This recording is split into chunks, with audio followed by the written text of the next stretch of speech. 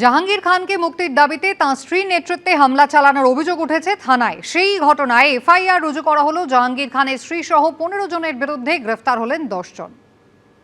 শুধু জেলের ভাত খাওয়ানো নয়, যারা হামলা করেছে তাদের সম্পত্তি বাজেয়াপ্ত করে সেই সম্পত্তিকে নিলামে চড়ানোর কাজও আপনাদের ডবল ইঞ্জিন সরকার করবে।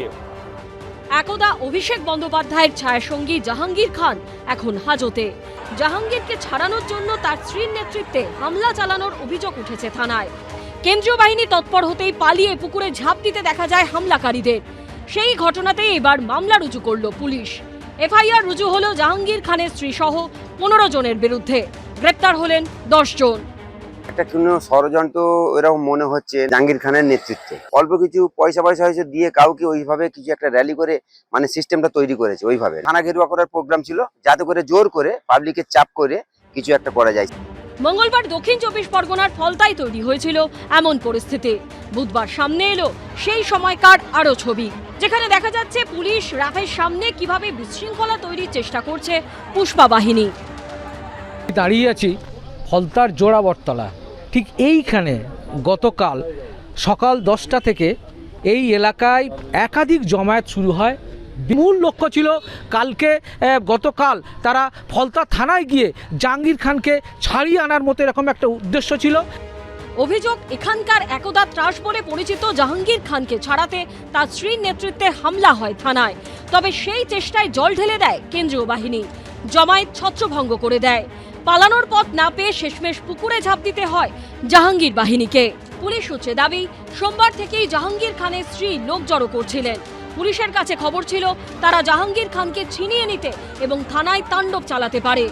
এই পরিস্থিতিতে মঙ্গলবার ভিড় ফলতা থানার দিকে এগোতে শুরু করলে পুলিশ ও কেন্দ্রীয় বাহিনী অ্যাকশন শুরু করে।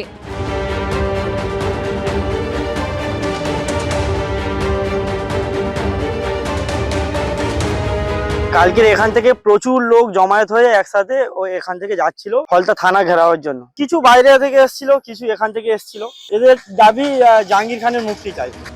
মঙ্গলবার এই ঘটনার পর বুধবার ফলতার জনকল্যাণ শিবিরের মঞ্চ থেকে কড়া হুঁশিয়ারি দিলেন মুখ্যমন্ত্রী শুভেন্দু অধিকারী। এখানে কিছু লোক একজন মাফিয়া স্ত্রীর নেতৃত্বে পুলিশ এবং প্যারামিলিটারিকে আক্রমণ করতে গেছিল। ভিডিওতে যতগুলোকে ছবিতে দেখা গেছে, কেউ যেন বাড়িতে না থাকে। তাদেরকে আইনের আওতায় আনতে হবে এবং ভারতীয় ন্যায় সংহিতার অন্তর্গত রাষ্ট্রবিরোধী কার্যকলাপের যে ধারা আছে, আমি পুলিশ মন্ত্রী হিসেবে আপনাকে নির্দেশ দিচ্ছি, সেই ধারাতে এমন শিক্ষা দিন যাতে কোনোদিন কোনো পুলিশ সরকারি কর্মচারী প্যারামিলিটারি যারা এসেছেন আমাদের সাহায্য করতে, তাদেরকে কেউ আক্রমণ করার সাহস না রাখে। কাউকে যদি গ্রেফতার করা হয়ে থাকে, মূলত সেটা চলবে আইনে। এবার যদি অন্যায়ভাবে গ্রেফতার করা হয়, তার কিছু প্রতিবাদ গণতন্ত্রে হতে পারে, সেটা সম্ভব, মানবিকতার সঙ্গে সেটা দেখা উচিত। কিন্তু তারপরেও যদি কোনো পদক্ষেপ প্রয়োজন হয়, সেটা সম্পূর্ণ তাদের বিষয়। এটা তারা বলতে পারবেন, যারা নিয়েছেন এবং যাদের উপর হয়েছে। এর আগে 8ই জুন ভারত নেপাল সীমান্ত থেকে গ্রেপ্তার করা হয় জাহাঙ্গীর খানকে।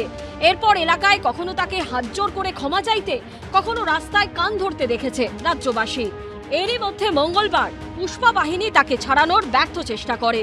পুলিশ সূত্রে দাবি, সেই ঘটনায় বেআইনি জমায়েত, হামলা, ভাঙচুর, সরকারি কাজে বাধা সহ একাধিক জামিন অযোগ্য ধারায় মামলা রুজু করেছে ফলতা থানা।